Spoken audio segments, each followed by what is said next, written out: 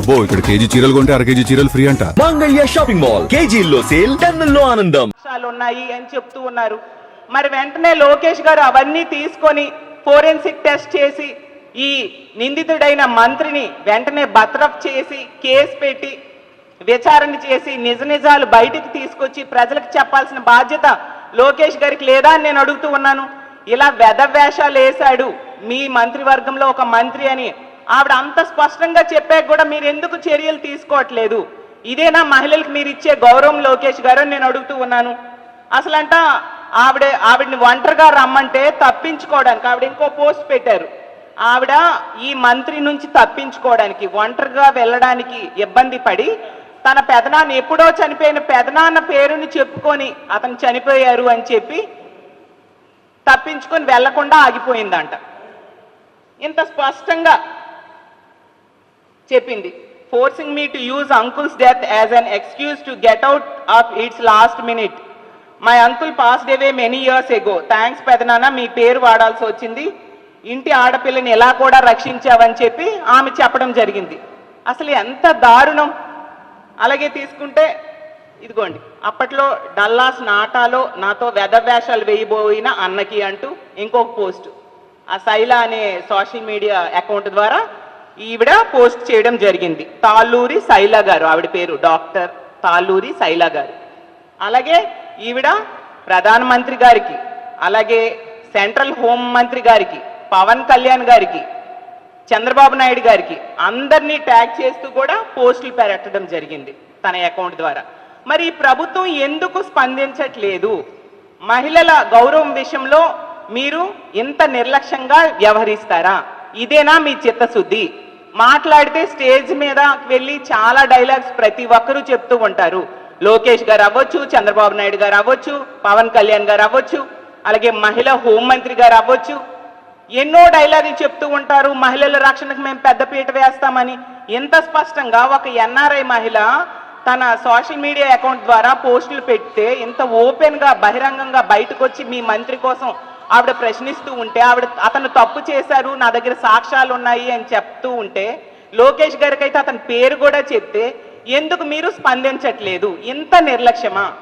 ఇంత దారుణంగా ఉంటే మహిళల రక్షణ ఏంటి ఈ రాష్ట్రంలో? ఏంటి ఈ తెలుగు మహిళలు ఎక్కడున్నా వాళ్ళని కూడా వదలరా మీరు అని నేను అడుగుతూ ఉన్నాను. మరీ ఘోరం ఏంటంటే, ఈరోజు కేబినెట్ సమావేశం జరుగుతూ ఉంది. ఇదే లోకేష్ గారితో పాటు పక్కనే కూర్చుంటారు అతను, చంద్రబాబు నాయుడు గారు అదే కేబినెట్ సమావేశంలో ఉంటారు, మహిళా మంత్రులు ఉంటారు. మరి మీరు దీని మీద ఏం చర్యలు తీసుకుంటారు? నిజంగా మీకు చిత్తశుద్ధి ఉంటే ఆ మంత్రిని వెంటనే బర్తరఫ్ చేయండి. చంద్రబాబు నాయుడు గారు ఏమంటే మాట్లాడితే డైలాగ్స్ చెప్తూ ఉంటారు, ఎవరైనా మహిళల్ని వేధిస్తే అదే చివరి రోజు అని.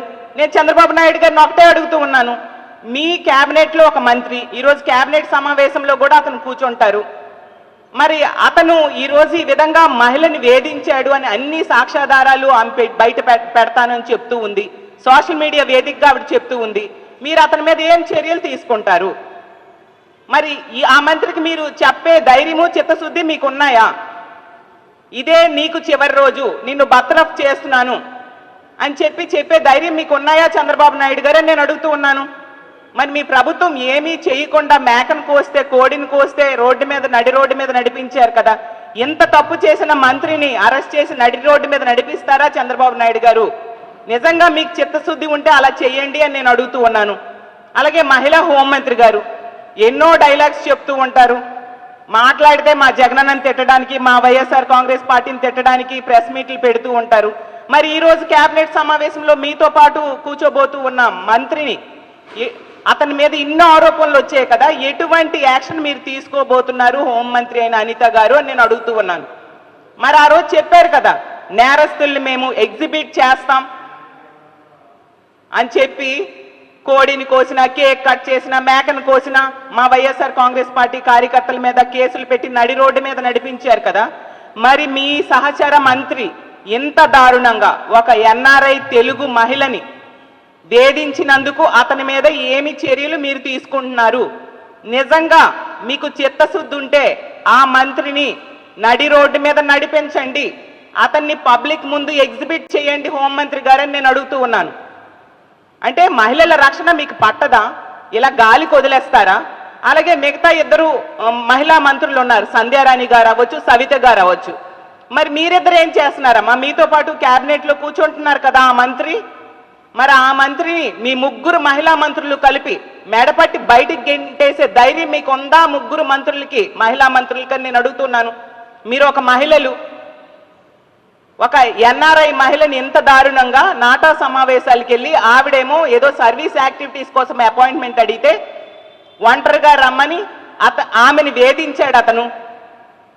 ఏ విధంగా అలాంటి వ్యక్తితో పాటు క్యాబినెట్ సమావేశంలో మీరు పాల్గొంటారు?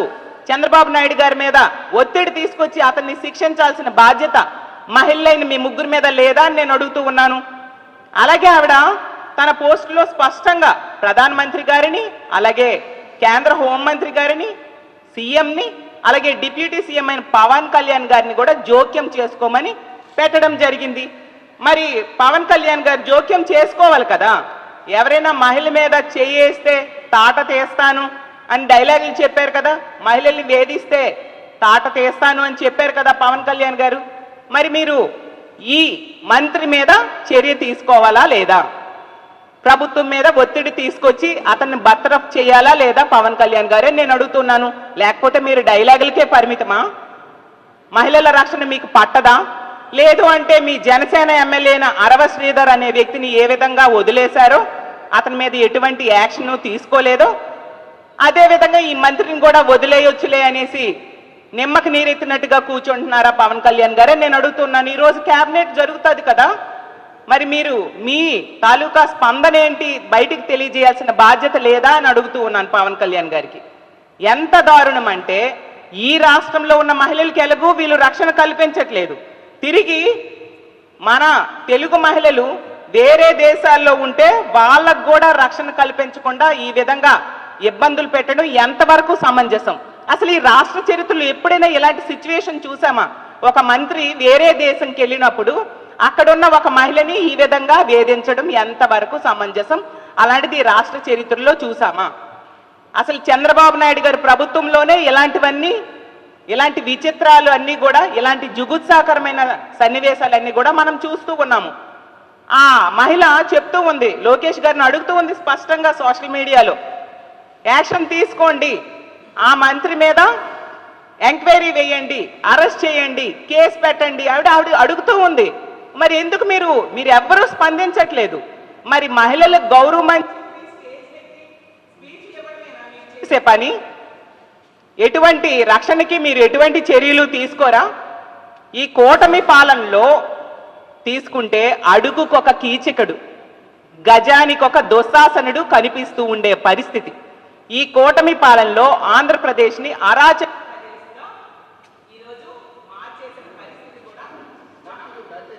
చూస్తూ ఉన్నాం.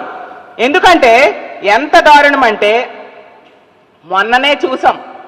గుంటూరులో తీసుకుంటే, గుంటూరులో ఒక మహిళని వివస్త్రణ చేసి తెలుగుదేశం పార్టీ వార్డ్ సెక్రటరీ అనేవాడు ఏ విధంగా దాడి చేశాడు. అప్పుడే ఈ రాష్ట్రం పరువు దేశంలో జాతీయ స్థాయిలో పోయింది. ఇప్పుడు ఖండాంతరాలు దాటి వేరే దేశంలో కూడా ఈ విధంగా చేయడం ఎంతవరకు సమంజసం అని నేను అడుగుతూ ఉన్నాను. మరీ దారుణం ఏంటంటే ఈ తెలుగుదేశం పార్టీ వాళ్ళు కక్ష సాధింపు చర్యల కోసం తన భార్యకే నైటీ చించేశాడు ఒక తెలుగుదేశం పార్టీ నాయకుడు.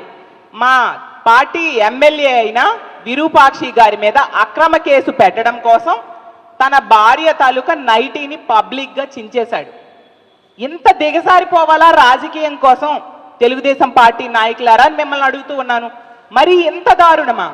అంటే మహిళలంటే మీకు గౌరవం లేదు, మహిళలు మీద దాడి చేస్తారు, లైంగిక దాడులు చేస్తారు, వాళ్ళ మీద హత్యలు చేయడానికి ప్రయత్నిస్తారు, హత్యాయత్నాలు చేస్తారు, అత్యాచారాలు చేస్తారు.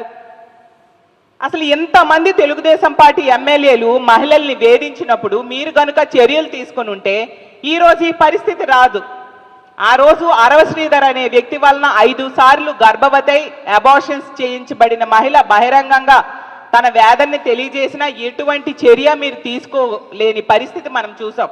తూతూ మంత్రంగా 3 మెన్ కమిటీ వేసేశారు. ఎటువంటి చర్య తీసుకున్నారు మీరు? అలాగే ఆ రోజు ఆదిమూలం అనే ఎమ్మెల్యే వలన ఒక మహిళ లైంగిక వేధింపులకు గురై ఇక్కడ రక్షణ లేదని చెప్పి పక్క రాష్ట్రంకి వెళ్ళి ప్రెస్ మీట్ పెట్టి ఆవిడ తన వేదనని చెప్పుకుంటే ఆదిమూలం మీద ఎటువంటి చర్యలు మీరు తీసుకున్నారు? అలాగే గుంటూరు ఎమ్మెల్యే అయిన నజీర్ అనే వ్యక్తి ఎంత దారుణంగా ఒక మహిళని వీడియోలో లైంగిక వేధింపులు గురి చేశాడు. దానికి ఆ మహిళ ఆత్మహత్య యత్నం కూడా చేసుకున్న పరిస్థితి కూడా మనం చూసాం, మీడియా ద్వారా మనం చూడడం జరిగింది. అతని మీద ఎటువంటి చర్యలు మీరు తీసుకున్నారో నేను అడుగుతూ ఉన్నాను. మరీ ముఖ్యంగా టీటీడీ చైర్మన్గా ఉన్న బిఆర్ నాయుడు అనే వ్యక్తి వలన ఒక మహిళ వేధింపులకు గురైతే అతని మీద ఎటువంటి చర్యలు తీసుకున్నారు? అలాంటి పవిత్రమైన స్థలంలో చైర్మన్గా ఉండే వ్యక్తి చేసే పనులు అవి. ఇవన్నీ జరుగుతూ ఉన్నప్పుడు మీరు ఎటువంటి చర్యలు తీసుకోకపోవడం వలన ఈరోజు ఇంత దారుణంగా రెచ్చిపోతూ ఉన్నారు ఒక్కొక్కరుని. మరిన్ని అప్డేట్స్ కోసం ఛానల్ ను సబ్స్క్రైబ్ చేయండి. నోటిఫికేషన్స్ కోసం బెల్ ఐకాన్ పై క్లిక్ చేయండి.